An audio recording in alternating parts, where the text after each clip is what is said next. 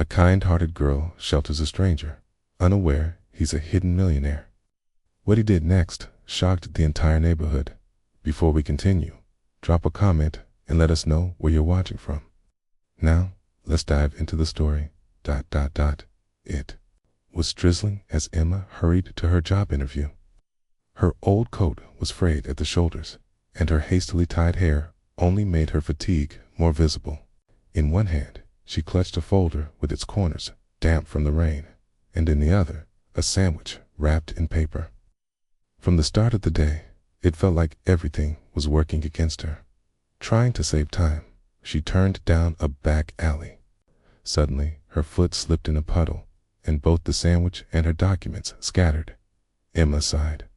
Her knee was scraped and bleeding, and she looked down in dismay at the sandwich now lying in dirty water. "You okay?" A deep voice asked from behind a stack of boxes. A man with messy hair and a worn-out coat stepped out. He looked like someone who'd been living on the streets, but his eyes told a different story, calm, deep, and perceptive. "I'm fine," Emma said softly, beginning to gather her things. The man bent down to help, gently handing her the container with a kind smile. "You took quite a fall. Gotta watch your step." Emma noticed blood seeping from a cut on his leg. "You're hurt," she pointed out. "It's nothing," he replied quietly. "I've had worse." Emma pulled some cotton, antiseptic, and a bandage from her bag of habit she'd picked up over the years. "This might sting," she warned. "As long as I can feel it, it means I'm still alive," he joked lightly. When she finished wrapping his leg, her stomach growled, making both of them laugh. "Well, there goes lunch." "In the interview."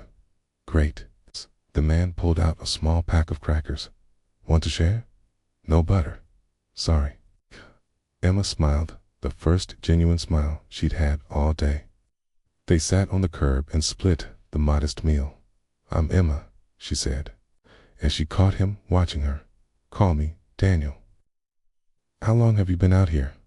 "A while, but not forever. Trying a different way of living." Emma didn't fully understand, but she sensed he wasn't hopeless. She said goodbye, but from that day on, she often found herself returning to that alley, sometimes just to see Daniel, sometimes to hear a few kind words after another failed interview.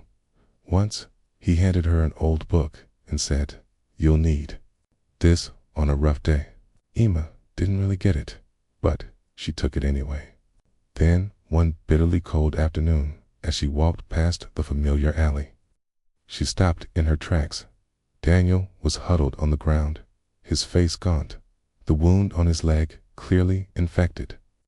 No one was around. No one cared except her. Without hesitation, Emma brought him to her tiny rented room. She laid out an old blanket on the couch and boiled some water. "I don't have much," she said, "but it's warmer than out there." He nodded in quiet gratitude, saying nothing. The next morning, he was gone before she woke up, leaving only a short handwritten note. "Thank you. We'll meet again under very different circumstances." Emma was puzzled, but didn't think much of it till 2 weeks later, when she got a call for another interview, this time at a major company, key in a sleek downtown office. The executive overseeing the interview walked in. Emma froze. It was Daniel, but now he was in a sharp suit, his hair neatly combed, and his demeanor calm and commanding, like someone used to being in charge. "Hello, Emma," he said with a smile. "You helped me when no one else would. Now, it's my turn to help you." For a few seconds, the entire room went silent, and then everything changed forever. "There's a place," she said, her voice so low only he could hear. David looked at her, doubtful, but with a flicker of hope in his eyes. "It's nothing fancy, but it's warmer than the pavement. If you want, you can crash there for a night. Just one night." He stayed silent for a moment, then nodded. She held out her hand. He took it. They quietly left the alley. Julia watched him limp, step by step, but he held his head high, like he was clinging to some remaining shard of dignity. Her apartment was small, but clean. Think of it as a castle. Ignore the smell of disinfectant. David stepped inside, without a word. He stopped in front of a photo, an older woman with her arm around Julia. "My grandmother," she said. "She's in the hospital. I've been taking care of her." He gently touched the frame. "She looks like someone I used to know," he murmured. She didn't press him. Led him to the back room, where a small bed and an old heater waited. "This is where you'll sleep.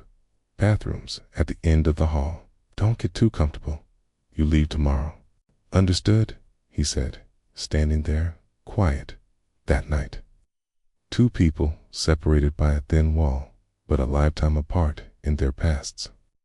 One wrestled with memories, the other unsure of the trust just beginning to stir inside her. The next morning, the sound of water running from the bathroom woke Julia. She rubbed her eyes. He was still here in the kitchen. Something smelled faintly warm. On the table, a steaming cup of coffee. "You made this?" she asked. "Just a test run. Not sure it even qualifies as cooking." She tasted it, grimaced. "Not terrible, wife. You considered it unsalted oatmeal. Call it lesson 1. He smiled. Julia sat down across from him, taking a sip. Her eyes scanned him, neat, alert, but somehow not fitting the image of a homeless drifter. "You look different from yesterday. A roof over your head makes a noticeable difference." She nodded. "I have to leave early. Work stuff. Any chance I could stay one more night?" She hesitated. She'd told herself no, but he hadn't caused any trouble. "Fine, but don't touch my things and stay away from the kitchen. Promise, no more experimental oatmeal." When she left, David sat quietly in the chair, flipping through a book on economics. His fingers turned the pages with practiced ease, like someone familiar with the subject. By noon, he had done the dishes, wiped down the counter, and straightened. The dish towels each moved precise, like second nature. That evening, when Julia came home, she paused at the door, stunned by the spotless scene. "You cleaned?" "Seemed fair, considering I'm a guest. Trying to score points with a mop. If needed, I can mop the hallway tomorrow." "Okay." Julia sighed and collapsed into a chair, face tired. Today was a disaster. Deliveries went fine, but the interview, don't ask. Things get better. Sometimes all it takes is the right timing. She looked at him, not with polite sympathy, but with a strange sense of certainty. "You talk like someone who had it all." I had a shot. She didn't always know how to hold on to it. His gaze drifted off. But next morning, while Julia was out, David organized the books and fiddled with the broken balcony light, using some makeshift tools. By the time she returned, a warm glow filled the spot that used to flicker. "You fixed the broken light." "The blinking was driving me nuts. You know how to fix stuff. Used to take things apart as a kid. Putting them back together. Not always a success." Julia crossed her arms, half teasing. "You're not what I pictured." "What did you picture?" "Wandering, lazy, probably misspells his own name. You live in books more than real life. And now you're arrogant too." "Only occasionally." They both laughed. "Okay." Everything felt surprisingly easy. "Okay." But peace doesn't always last. The next afternoon, a heavy knock. "Okay." Julia opened the door. Mr. Stern, the building manager, stood there, face as cold as usual. "Sorry to bother. We need to talk." "Yes. What is it?" Swan reported a strange man. Disheveled clothes, seemed untrustworthy. Just then, David stepped out, towel in hand. "Is there a problem?" Mr. Stern eyed him sharply. "This the man?" David gave a small nod. "Sorry if I made anyone uncomfortable. I'm Julia's cousin, just arrived, looking for a place." "Cousin, huh?" David extended a hand. "David, nice to meet you." The manager shook it, clearly skeptical. "Just remember, visitors staying long-term need to be registered. We'll follow the rules." Julia replied firmly as the door closed. Julia looked at him, Serious? Cousin. I had to think fast. She laughed, shaking her head. You're good at improvising. Survival instinct. That night, Julia lay awake. How could someone who claimed to have nothing stay so calm, so sharp? She walked around, stopping by the bookshelf. A book lay folded open to page 47. Inside, a slip of paper with familiar handwriting. You are worth more than you think. The world just hasn't seen it yet. Julia smiled. For the first time in a long while, she didn't feel so alone. The next morning, the scent of coffee woke her. Gentle light spilled through the windows. Julia stepped into the kitchen, where David was adjusting the old coffee machine. Long thought broken. You fixed it. Just a few loose wires. You know electronics too? Picked up stuff as a kid? Like tinkering. Julia sat down, half joking. Soon you'll build a robot for this kitchen. If it cooks as well as I do, maybe. They laughed again, but a question stirred quietly in her mind. Who was this man, really? A few hours later, while she was getting ready for another interview, she walked into the room and froze. The laptop was open. David was typing. He paused. When he saw her, your computer froze, so I thought I'd help, he said, by opening it. It wasn't locked. I figured it was okay. I didn't touch anything serious. Julia stepped closer and looked at the screen. A job search website was open with a newly saved resume, not written by her. You edited my resume. Just reformatted it. Added a few keywords to get past the filters. The content's still yours. You had no right to do that. I'm sorry. I just wanted to help without even asking. David went quiet, eyes dropping to the floor. I hated seeing you get overlooked. The old version didn't reflect how talented you are. Julia closed her eyes for a moment, stifling a sigh. Next time, don't do things behind my back. That's all I understand. That same afternoon, Julia received an email from a major company. They'd invited her for an interview. The first line read, based on your recently updated resume. She glanced toward the living room. David was reading, as if nothing had happened. Julia gently knocked on the doorframe. Did you send that application in? I did. I knew you'd be upset, and you thought that was okay?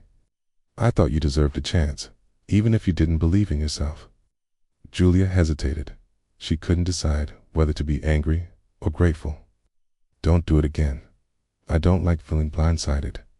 There. Won't be a next time.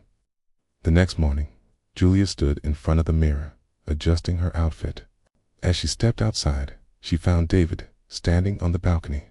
Aren't you going to wish me luck? You don't need it. But, good luck. I mean it.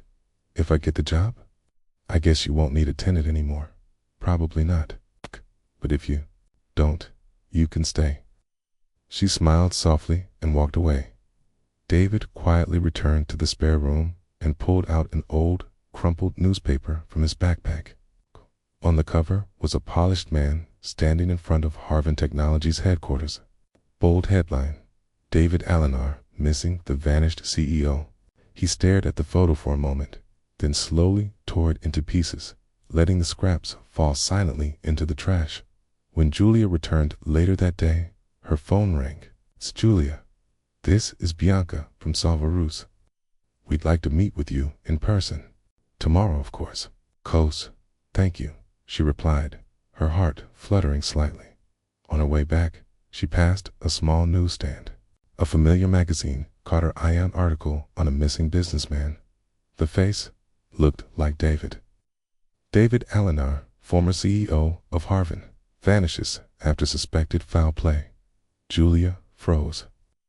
Was it him? She returned to the apartment. Everything looked the same. David looked up and smiled as if nothing had changed. You're back? Yeah, she replied, walking straight to her room and quietly sitting down. The newspaper was still in her bag. Julia placed a hand over her chest, her heart racing.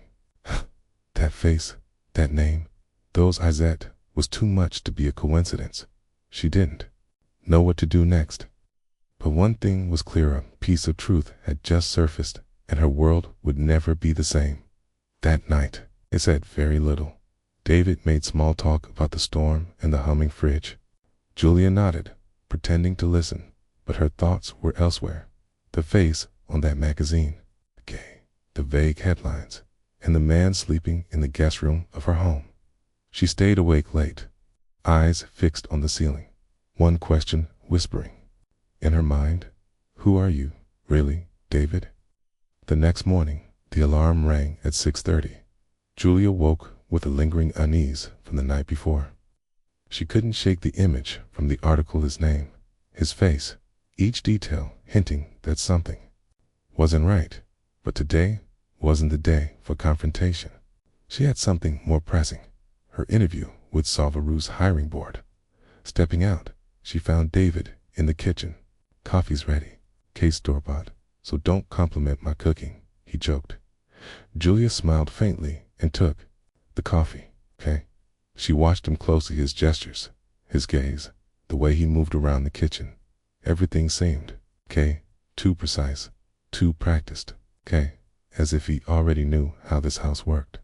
"Big plans this morning?" he asked, pouring more coffee. "Interview at Salvaru's," she replied, tension in her voice. "You'll do great," he said, with a reassuring smile. Julia paused, then asked, "What about you? Got plans?" David glanced out the window. His voice was casual. "Thinking of taking a walk. Key, just to clear my head." She nodded, finished her coffee, and grabbed her bag. "Good luck out there." The moment the doors shut behind Julia, David stepped to the window and silently counted to 40. Then he returned to the spare room, pulled out a hidden backpack, changed his shirt, and put on a dark cap. He slipped out the back door. Harvin Technologies was about an hour's walk away. He avoided public transit, changed routes twice, and stopped at a cafe near the building to survey the surroundings. No one could recognize him, not yet. David had been off the grid for months, but now he needed answers. Had Victor really taken over everything? Once rush hour died down, David crossed the street and slipped through a side entrance. In his backpack was an old ID badge. He used it to access the employee elevator and unexpectedly ran into an old tech team colleague. "David, is that really you?" "She, just for today. I need to check something. Can you help?" "Of course. Good to see you again." David moved through the halls like a ghost. Most employees didn't recognize him. When he reached the glass door to the CEO's former office, he saw the new name, Victor Alden, CEO. He slipped into a nearby conference room and connected his old laptop to the internal network. The password still worked. The files loaded reports, transactions, and one explosive document, a covert plan to sell company assets to an offshore shell corporation. Victor was dismantling the company layer by layer. David studied it all, memorizing details. He couldn't act yet. It was too soon. Meanwhile, Julia had just finished her interview. The recruiter smiled. "Your resume is impressive. The formatting caught our eye. We'll be in touch soon." Thanked her and left, relieved but still uneasy. She took the bus home, but got off 2 stops early. Then walked to the newsstand where she'd first seen the article. "Do you have any more papers with stories about David Eleanor?" she asked. "Sure. Hang on," the vendor replied, digging through a stack of old issues. Julia flipped through them. "Billionaire vanishes after mysterious helicopter crash. Harvin names new CEO amid disappearance rumors. David Eleanor, real man or internet myth?" A soft breeze passed. Julia clenched her hand, a storm of doubt inside. She no longer felt certain David was who she thought he was, but she also wasn't sure. She wanted to know the whole truth. Her steps felt unsteady, as if the ground itself was shifting. Without a word, she returned to the small apartment. David was there, sitting quietly, his hair still damp from a recent shower. "How was the interview?" he asked. "Pretty good," she answered softly. "I think I'd have seen to step out for a bit," he said. She nodded without looking at him, slipped past, and went straight into the bedroom. The door closed behind her. She sat down on the floor and pulled out the newspaper clippings. On the front page was a photo that made her chest tight knit. Was him. No doubt about it. Now, she was certain. That evening, they still had dinner together. Julia tried to act normal, but David could sense something had changed. Something. Wrong? He asked. No, just a little tired. Feels like you're avoiding me. I'm just thinking. A brief silence. Then David set his knife down. If I'm making you uncomfortable, I'll leave. It's not that, she said, looking up. It's just... Who are you, really, David? He froze. She continued, more softly. I read the paper. He sighed. I figured. So, it's true, isn't it? David walked over to the window, eyes scanning the quiet street below. Yes, I'm him. It's David Allen Carr, the missing CEO. That's right. After the accident, I didn't want anything to do with it anymore. They told me everything would be fine. I believed them until I found out I'd been betrayed. Why not speak up? Go to the police, the media. 'Cause if I did, everything I'd built would go up in smoke. I know. I didn't have the strength to watch it all burn. Julia was silent, torn between hurt and understanding. He wasn't just hiding. He was a man who had lost himself. What will you do now? He turned to face her. I'm not sure. For the first time in a long time, I have a reason not to run. Julia said nothing. She stood up quietly and walked back to her room, leaving David alone in the dim light. He looked up at the photo of Julia's grandmother, his gaze filled with something like reckoning, part punishment, part justice. The following week passed in a blur of hustle. Julia picked up extra shifts, delivery runs, typing resumes for neighbors, whatever she could while waiting to hear from Salvaruz. Then, on Friday morning, an unexpected text from an old coworker popped up. Big tech firms having a gala tonight. Wanna come? She replied, almost automatically. Sure. She had no idea that one message would lead to an unforgettable turning point. That evening, she arrived at a luxury hotel, glass reflecting the city lights, the lobby grand like a palace. Every detail screamed a level of wealth she'd never stepped into before. Wearing a standard catering uniform, she was handed a tray of wine and given rushed instructions. Don't speak to guests unless necessary. Always smile. Julia took a deep breath and stepped into the glittering ballroom. LED screens displayed charts and projections. Classical quartet played softly in the corner. She weaved through elegantly dressed guests, holding her tray steady, pretending everything was normal. But then she froze right in the middle of the crowd. David, dressed in a sharp suit, clean-cut, confident like he'd never disappeared. He was laughing and talking with a group of executives, completely at home. Her breath caught when she spotted someone else familiar. He glanced past her without recognition. Julia quickly turned down a different corridor, heart pounding. Why was he here? She wondered. Did no one notice? Oh, did they know and just not care? A moment later, she glanced back. David, wearing a name tag that read Daniel Andrade, was clinking glasses with a senior director, looking like he belonged. Julia closed her eyes. The sense of distance hit like a slap dot in the staff area. She tried to collect herself. She pulled out her phone to message a coworker, but just then, her name was called by the coordinator. Julia set the phone on the counter and hurried off. When she returned, the phone was gone. She searched the room, asked everyone no one knew. A wave of unease rose in her chest. She rushed back to the ballroom and, there, among the bustling crowds, she spotted David Daniels limping out a side door. Something metallic glinted in his coat pocket. It looked like her phone case. Before she could react, he vanished down the hall. That night, Julia came home without her phone and without answers. She sat in the living room, waiting in silence. Around 1 a.m., the door creaked open. David stepped in, assuming she was asleep. "Where have you been?" Julia's voice was low but steady. David jumped slightly, then answered calmly. "Just went for a walk. In a suit and fake name tag. At a luxury hotel." He kept us cool. I needed to be there. Taking my phone was part of that plan. David quietly pulled the phone from his pocket. "I found it, left in the hallway. I was going to drop it at the front desk, but I changed my mind.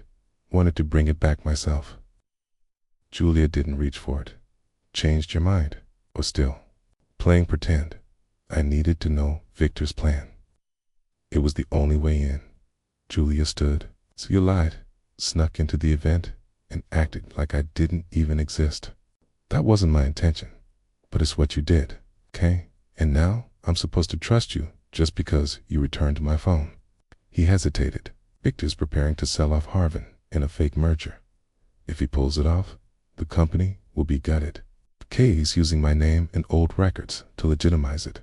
Then you need to expose him. I don't have enough proof. If I go public too soon, he'll erase everything and make himself the victim." Julia looked away.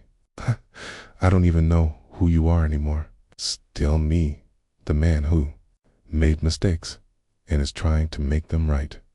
She turned and closed her bedroom door behind her, still in the dark, still holding the phone. The next morning, Julia woke to silence. She made coffee, said nothing. David was already dressed, ready to leave. "I'll be gone a few days," he said gently. "Where to? Running again?" "No, I'm going to finish what I started." "What if I'm not here when you come back?" He gave a faint smile. "Then I'll deserve it." The door shut quietly. Julia stood still, unsure if this was an ending or a beginning. Across the city, David entered a small office. A man met him, familiar, discreet. "I need access to all digital records linked to Harvin. Backups, transactions, internal files from the past 6 months." "What for?" "To make Victor fall by his own scheme." He said it with quiet conviction. This was no longer just about business. It was about truth and Julia. 2 days later, Julia found an envelope at her doorstep. No return address. Inside was her phone, now with a new folder titled Harvin, the Truth. She opened its files, recordings, contracts, emails, everything. Attached was a simple, typed note. "I can't stay, but I never truly left." Julia clutched the phone like it was the last piece of solid ground beneath her feet. For the first time in days, she knew exactly what she had to do. Early Sunday morning. It was still early on a quiet Sunday morning. The coffee on the kitchen counter had long gone cold, untouched. Julia hadn't taken a single sip.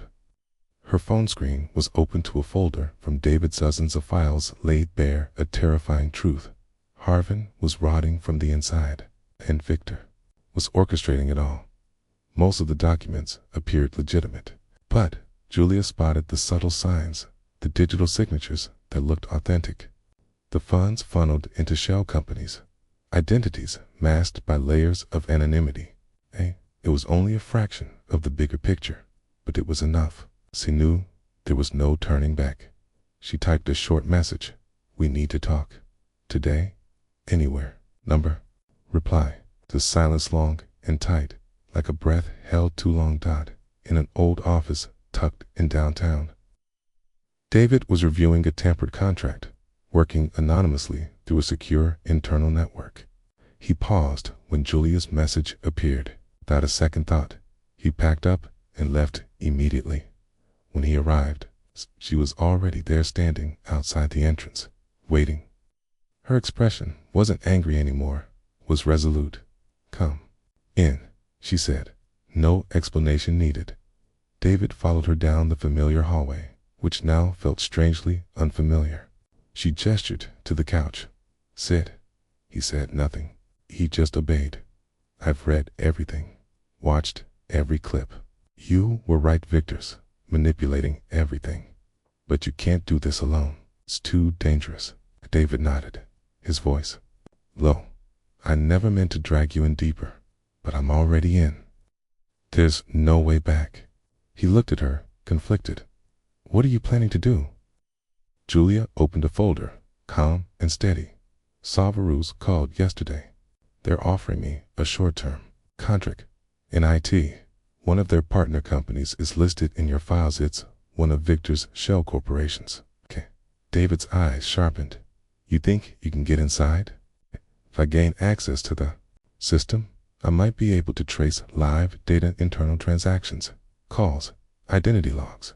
He looked concerned. That's dangerous. Julia gave a small, tired smile. The danger started the day I opened my door to let you in. Okay. David stepped closer, speaking softly. You don't have to do this for me. I'm not doing it for you. And I'm not doing it for me either. I'm doing it for the people who don't even know they're being betrayed. He gently took her hand. I'm not sure I deserve this. Julia met his eyes. Then don't try to be worthy. Make it worth it. Few days later, Julia began her new role at Savaruz. The company was sleek, modern, locked down with layers of security. But Julia moved like a shadow, hardworking, polite, quiet. Beneath her ordinary exterior, she was tracing breadcrumbs that all led back to Victor. Meanwhile, David wasn't idle. He reached out to Marcos, Harvin's former head of security. Together, they built a separate, encrypted storage system. Data started flowing in steadily. There's a private meeting next week, Marcos said, pointing to a flagged email subject line. Where? Magnolia Hotel. The event is called Strategic Merger. Every exec from Victor's shell companies will be there. David clenched his fists. If that merger was signed, Victor would own everything. Be no way to stop him. The night before the truth, Julia finally found what she'd been looking for. During a break, she snuck into the company's internal network and discovered a heavily encrypted folder recordings of leaked conversations between Victor and members of a shadowy organization. The voices were clear. Every word spelled corruption, covert payments, manipulation of documents involving David, and silent power grabs. Julia copied everything to a small USB and hid it inside the lining of her coat. As she walked out of headquarters, every step felt heavier. She was carrying a secret strong enough to bring down an empire. That night, she met David in the stillness of his small apartment. I've got it, she said, handing him the USB. David took it, his hands trembling. That was reckless. It was beyond what you think. He plugged the USB into his laptop. A list of recordings popped up. Victor's voice played. David, he's erased. He has no value anymore. Another voice followed. Once this merger's done, no one will even care who he was. David turned to Julia. We have everything. She nodded. And now, we don't have to hide anymore. The confrontation. The morning of the meeting, David pulled out a dusty old suit. His Harvin ID badge reactivated through a loophole he once built himself. Julia was ready to a hidden camera sewn into her collar. David posed as a new investor. Julia joined as logistical support staff. Everything had been planned to the detail. At the hotel, the tension was thick. You ready? David asked. It's time to end this, she replied. The meeting room was packed. Executives from the shell companies sat around a large table. Khan moved through like just another background worker, her eyes fixed on the door. Victor entered. Confident. Ladies and gentlemen, I'd like to introduce a strategic partner, Mr. Daniel Andrade. David emerged from the back, calm and composed. Silence swept the room. Some stared, others recoiled. Victor froze, stunned. Double quotes. No, this can't be. David smiled. Long time, Victor. You're impersonating someone, Victor snapped. No, David said clearly. I'm David, Eleanor, founder of Harvin, and victim of the scheme you built. The room stiffened. Julia activated the screen. The recordings played, voices filling the air with proof. As faces paled, some executives reached for their bags. Others stood frozen. It's fake. Doctored audio. Victor shouted. David held up an envelope. Court order. All assets connected to your companies are now frozen. And this, he added, handing it over, is your arrest warrant. Police entered through the side door. Victor didn't resist. He was handcuffed silently. As he passed David, he whispered, "You didn't win. The truth did." Another night that evening, Julia and David sat on a quiet balcony, the city lights casting soft glows through the curtains. "Did you get what you needed?" Julia asked. "Almost everything," he said, looking at her. "But one thing still matters most." "What's that?" He took her hand, gently. "Getting you back. Not as a CEO, but as a man who finally learned how to trust." Julia smiled and squeezed his hand. "Then let's start over."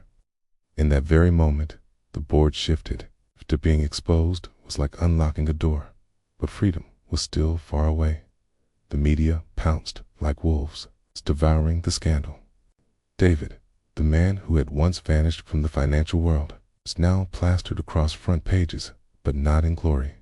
Investors were split, some hopeful for reform, others skeptical of the future. But what bothered David most wasn't this market. It was the growing, invisible distance between him and Julia. She avoided his gaze. He chose silence. That night, they sat at the dinner table, the food gone cold. Julia finally spoke, without looking at him. "Right? Do you really believe you did the right thing?" David paused, then nodded. "I did what I thought was necessary, even if it means everything revolves around you again." He sighed. "You think I wanted this? I'm not sure what you want anymore. I'm not even sure I understand you." Her words cut like ice. "You were the man who once shared his last piece of bread with me. That man didn't keep secrets. He didn't manipulate people like today. So, ... You think I've just been playing a game and you were part of it?" He didn't answer. Silence won again. The next morning, Julia appeared at Harvard 4. The first time since the crisis.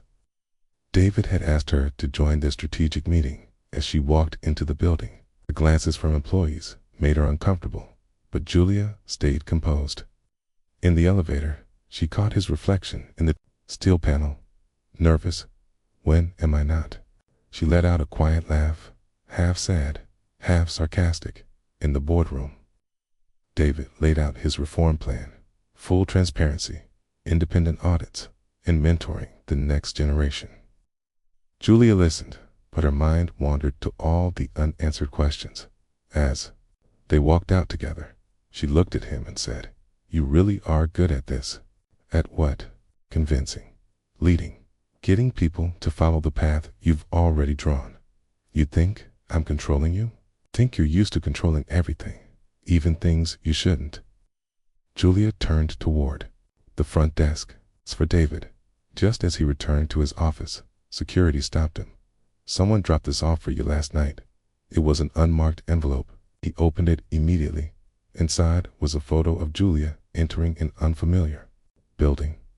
Attached was a small note. "How close is she to you, really?" His heart sank.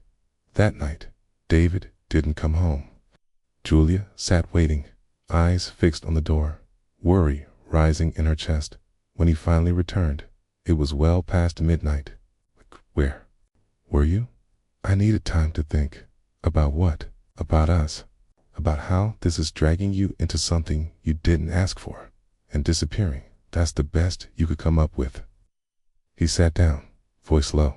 "Someone sent me a photo of you, like a warning." She froze. "I mean, someone's watching me." "Maybe. But more than that, they want to plant doubt." And I realized we're not safe anymore. Julia moved closer. "I'm not leaving unless you push me away." "I would never." "Then stop hiding. I need to know everything." David hesitated, then finally confessed, "I used an alias Daniel Andrade, to sign deals in Dubai. It was the only way to get around the age bias. And you had accounts under that name. Did, but I later legitimized everything. Still, now they're using that alias to come after me. Who do you think it is? Could be someone on the inside.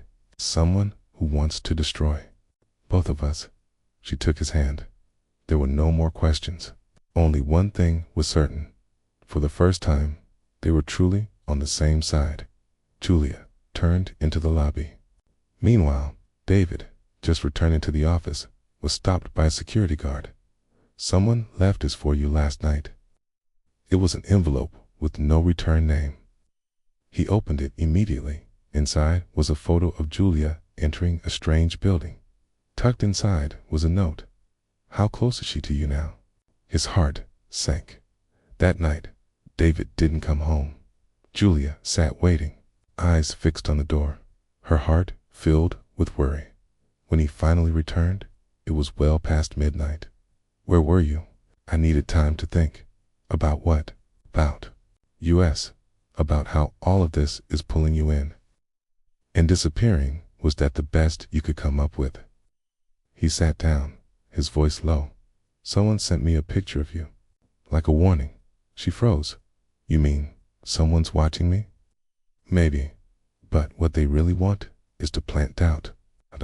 I realize we're not safe anymore. Julia moved closer. I'm not leaving unless you push me away. I won't do that. Then stop hiding. I need to know everything. David hesitated. Kay then finally spoke. I used to operate under a different name, Daniel. I traded to sign deals in Dubai. It was the only way to get past the age bias. And? Did you have accounts under that name? I did, but I later legalized everything. Still, now that name is being used against me. Do you know who's behind it? Could be someone internal, someone trying to destroy both of us. She reached for his hand. No more questions. Only one truth remained. For the first time, they were truly on the same side. David left to finish something unresolved inside him. He needed to return to the beginning. It's a place where everything had once fallen apart. Only by doing that could he even consider returning to the woman who had once made him feel like himself. Julia didn't cry. But she couldn't move either, not after reading his final letter. Without David, the apartment seemed to lose all sound, like every wall still held traces of his warmth. She took a full-time job as solver, not because she had to, but because she didn't know what else to do with the space he left behind. She skimmed the headlines online. Tycoon David Allen Carr officially returns. Harvin expands strategy with former CEO. She didn't read the article. In her mind, David wasn't a man in a suit, shaking hands in a boardroom. Her David was the guy who burned toast by accident, who organized books by cover color because it just looks happier that way. One afternoon, Julia stepped outside with no real destination. The sky was overcast, the air crisp, and she hadn't brought an umbrella. She wandered through familiar corners, then drifted into an old alleyway, the same place where she once bumped into a stranger and dropped her lunch. The man who changed everything. She stood still, a soft smile, not just from memory, but from a realization. She could still move forward, even without him beside her. But maybe what hadn't ended was quietly beginning again. At that moment, not far away, David sat in a car, looking at the Harvin building, the company that had once meant everything to him. Now it belonged to a solid new team. He nodded. Any regrets? Marcos asked. No. Every chapter needs an ending, And now I need to find a coffee shop. 1 week later, Julia received an email from a small tech company called Sunat. We're pleased to invite you to an interview at our local branch. The location was in a suburban town where a few startups were beginning to form a close-knit community. On Saturday morning, she took a bus, then a rideshare. It's her destination, a tree-lined street leading to a cafe named Caf Dual. She looked around, no company sign, no front desk. Just a young woman behind the counter, smiling. Are you Julia? Yes. Please follow me. Julia was led to a room behind the cafe. Small space, sun filtering through the windows in. There stood David. No suit, no tie. Just David. Sleeves rolled up, that same old smile still intact. Julia froze. What is this? Some elaborately staged apology. Half of it, maybe. This cafe is real. So is the job. But mostly, I just wanted to meet you. Properly. Not showing up at your door like some ghost. She crossed her arms. So why now? 'Cause I finally let go of what needed letting go. Yeah. And because I still love you. Even if I don't know whether you want to hear that anymore. Julia took a deep breath. You disappeared? No goodbye. No one knew if you were alive. An email doesn't undo all that. David nodded. But if we could start over, even if it's just over coffee. She looked at him a long moment, then let out a soft laugh. You're still as crazy as ever. I don't want to change if it means losing what shaped me into who I am now. The room quieted for a beat. I've poured everything into this place, David continued. Chose a new name, a peaceful start separate from all the noise. I hoped you'd understand, maybe even feel the same. Julia studied him. So, are you offering me a job? No, I'm offering you a choice to do what feels right for you. If you want to leave, I won't stop you. But if you want to stay, we can begin again. No more CEO and alleyway girl. Just Julia and David as equals. She looked around, the faint scent of coffee, the soft sunlight through glass, the beat of her heart picking up. And if I say yes, you get an apron. And if I say no, you still get a great cup of coffee and leave with your pride intact. She walked toward him, slowly, eyes never leaving his. Any sweetener? Sugar and almond milk, your favorite. So, what is the cafe's special today? David smiled. A fresh start, my signature drink. She took the apron, tied it on like a quiet ceremony. And for the first time in a long while, she felt like she belonged somewhere elsewhere halfway across the globe. Woman finished reading a short email. The target had left the corporation. The financial impact was minimal, but the emotional vulnerability was clear. She responded curtly, keep monitoring. The game wasn't over. But this time, Julia and David weren't alone. They had chosen to stand together. The signed calf. Dole began to circulate in the area known as a place that felt both cozy and steeped in love. Locals came for the coffee, stayed for the warmth, and especially adored the two owners. Felt like they had stepped out of a romantic novel. For Julia, each day became a quiet return to herself. No pressure, no hiding, no exhaustion. David, too, had let go of glass walls, legal contracts, and the noise of headlines.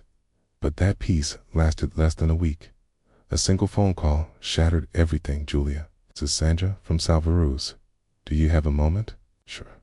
What's going on? It's about the Harvin case. You're still listed as a mandatory witness. What? Victor's legal team is shifting strategies. They're accusing David of fraud and impersonation. You're a key figure during the time he disappeared. Julia held her breath. He was just trying to survive. I know what he did. I was there. It's exactly why they want clarification. Were you a victim or an accomplice? When does it start? Next week. Preliminary hearing. That night, while closing up the cafe, she told David, you know Victor's not letting this go, right? David wasn't surprised. I figured he'd strike. He's dragging me into it. It's been called as a witness against you. David paused, looking at her not with fear, but with steady resolve. I'm done running. Then start with the truth. From where? From everything. He sat down, quiet for a moment, then began. When I walked out of Victor's presentation, I thought disappearing would be enough. But once the media found out I was alive, it exploded. Investors pressured me. The board demanded answers. I didn't want to return, but I knew Harvin was still my responsibility. So you went back, to finish what I started, hand it over to someone worthy, and then disappear for good. Why didn't you tell me? 'Cause I knew you'd think I was hiding something, okay? Like I was trying to control everything again. Julia said nothing, her eyes fixed on him. I didn't want to live between two realities. I just wanted the one with you in it. The preliminary hearing began. The courtroom was packed, the air heavy. Julia sat in the back, fingers tightly clasped. David entered with his lawyer composed, though his eyes flickered with that familiar worry. Across from him sat Victor, thinner, but still sharp and calculating. The judge called the session to order. The prosecutor laid out the charges. David had used a false identity to attend confidential meetings, crossing multiple state lines in secret.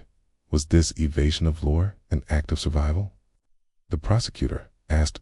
Julia was called to testify. She stood, steady and clear. During that time, he was trying to save himself and a company that was on the edge of collapse. Were you aware of the false identity? I found out later. But I understood why he did it. He was being hunted, framed, and instead of revenge, he chose redemption. Victor's lawyer stepped forward. Did he ever involve you in anything illegal? No.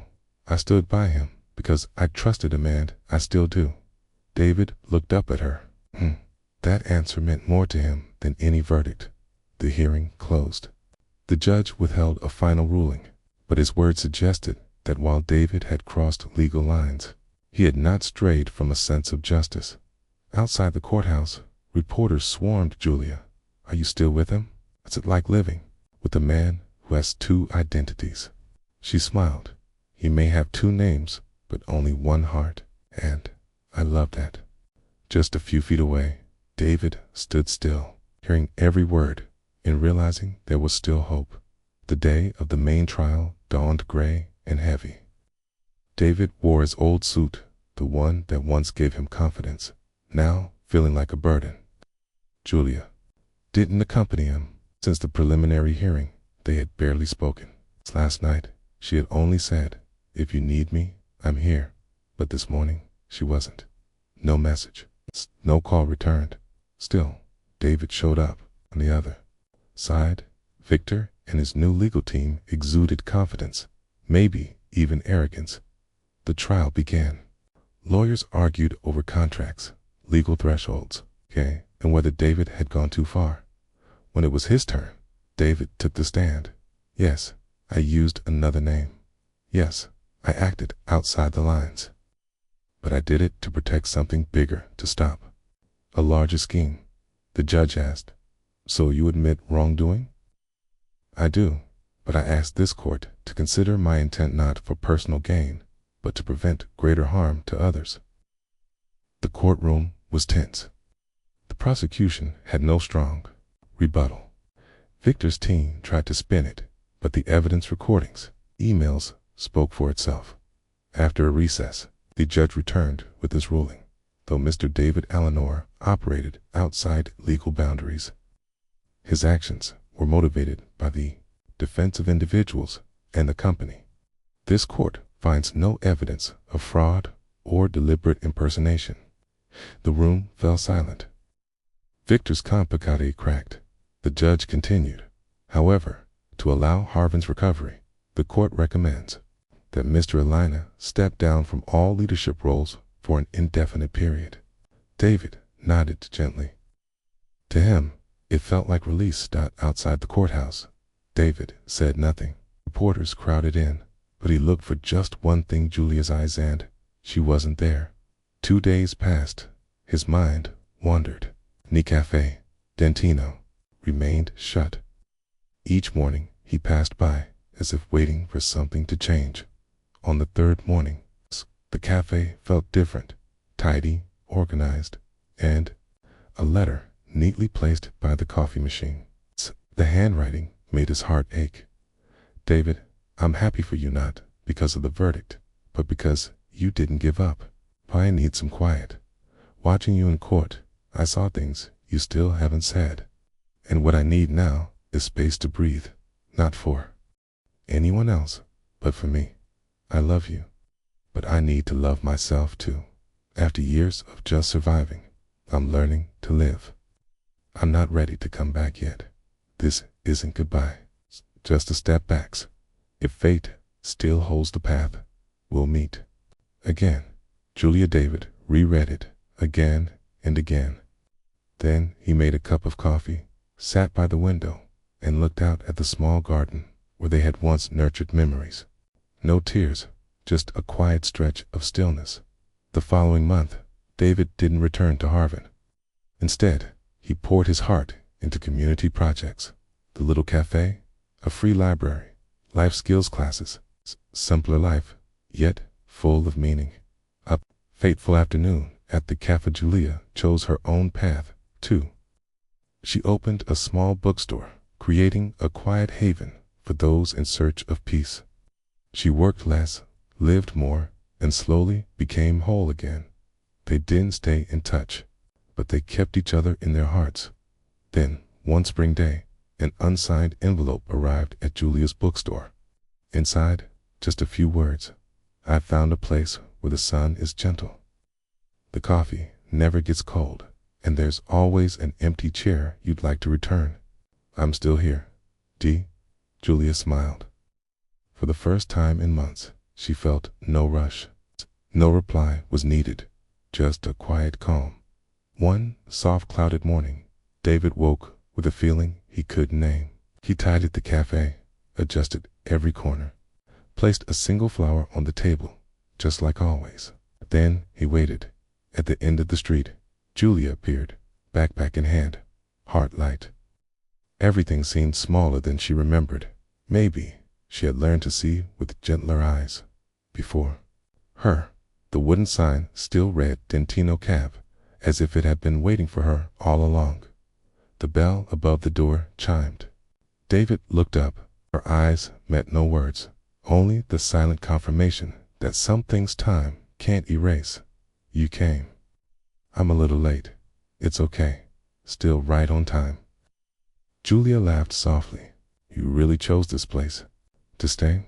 Maybe because sometimes we just need somewhere to call home. And have you found it? David glanced out the window where sunlight touched the edge of the old wooden table. I'm on my way. He pointed to the chair across from him. She sat down, took off her coat. So, what's special today? Coffee's as strong as ever. And the neighbor just dropped off a fresh apple pie. You always knew how to get to me. I had a great teacher. Remember? She chuckled. Then her tone softened. There was a time I thought you'd never write again. I thought so too. But then I wrote to keep you close without losing myself in missing you. Sounds like poetry. It's just how I felt. They moved to the porch, each with a cup of coffee. The breeze carried the scent of flowers from the little garden. No words were needed. Only peace, resting in the unspoken.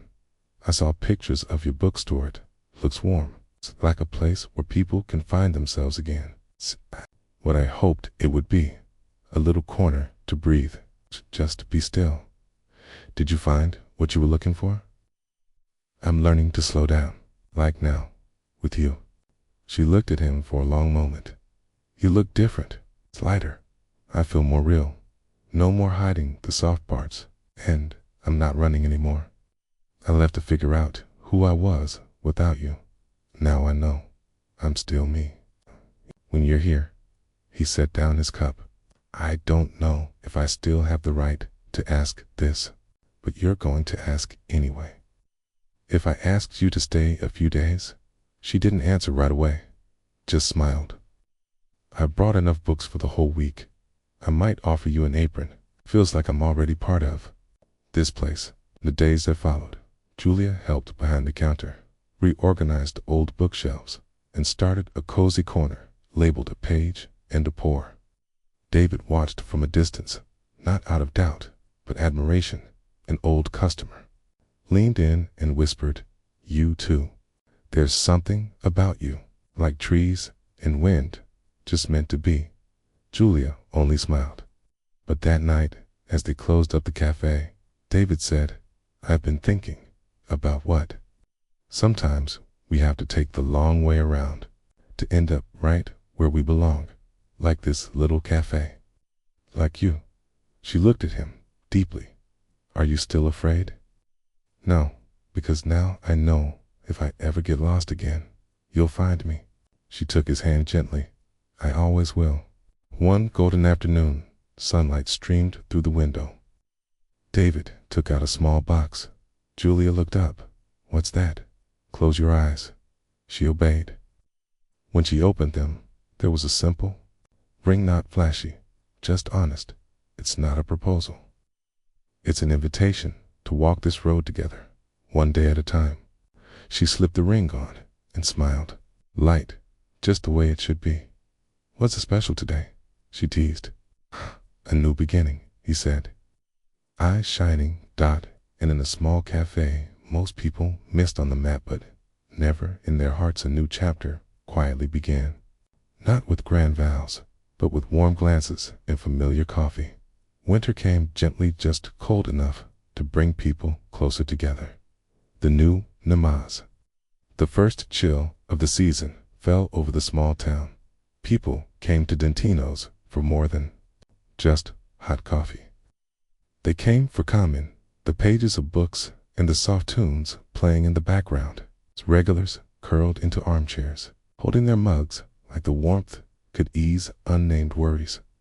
David wiped the tables while Julia double-checked the books behind the counter. Everything looked ordinary, but the air carried something different, like the moment before something changes. Does the day feel strange to you? Okay, Julia muttered. Pedro, the cheerful barista, stifled a smile as he carried a tray of pastries. Nothing's going on, just another day. Shh. David emerged from the back, holding a vibrant bouquet. Julia blinked. What are you up to? She asked suspiciously. Come outside with me, just for a minute. Out on the porch. Julia froze. The cafe's garden had been transformed. String lights glowed in the trees. Tables were neatly arranged. Familiar faces smiled and waited. What's happening? David took her hand and led her to the center of the garden. He knelt down. His voice wasn't loud, but it filled the space. Julia, you are the most beautiful thing that ever happened to me. I'm not perfect, but you believed in me. You helped rebuild my world. Today, I'm not asking with logic, but with my whole heart. Will you marry me? Tears welled in her eyes. This is real. He nodded. Right now, if you say yes. She looked around at every face she loved, every memory rising like waves, and nodded through a trembling smile. I do. Applause broke out. Ribbons floated in a soft wind. Pedro strummed a guitar, and a small ceremony took place beneath the trees that had heard their laughter for years. Cana, their wise neighbor, brought out their favorite cacas, if she'd known all along. Their vows weren't fancy, but they were raw and real. I promise I'll never let you forget how incredible you are. And I promise, when things get blurry, I'll remind you of who you are. Their first kiss as husband and wife was long and quiet beneath the twinkling lights witnessed by love itself. That night, the cafe turned into a humble celebration. Children giggled, glasses clinked, and Julia sat by the window, watching moments pass like sparks. David came beside her, offering a warm cup. You okay? I'm just thinking. I'm really living now, not just existing. 'Cause you chose to live again, he said. And you chose to stay. She smiled as music played and soft lights glowed. Julia suddenly stood and scribbled something on a paper. Heart and brew calf. Coffee and heart, she read aloud. Oh, new name for a new beginning. David gently squeezed her hand. Tomorrow, we start again as two people no longer afraid to feel. Weeks passed. The little cafe, now named Heart and Brew, became a favorite stop for curious travelers, drawn by the story of a vanished businessman who chose to restart. his life with a quiet woman of extraordinary strength. But behind the cafe doors, there were no story. They were simply living. David poured each cup with care. Julia balanced the books with quiet diligence. Love wasn't loud. It was steady. Just two people choosing each other every day, walking through still moments. Discovering real happiness is having someone to sit beside you, even when no words are spoken at all.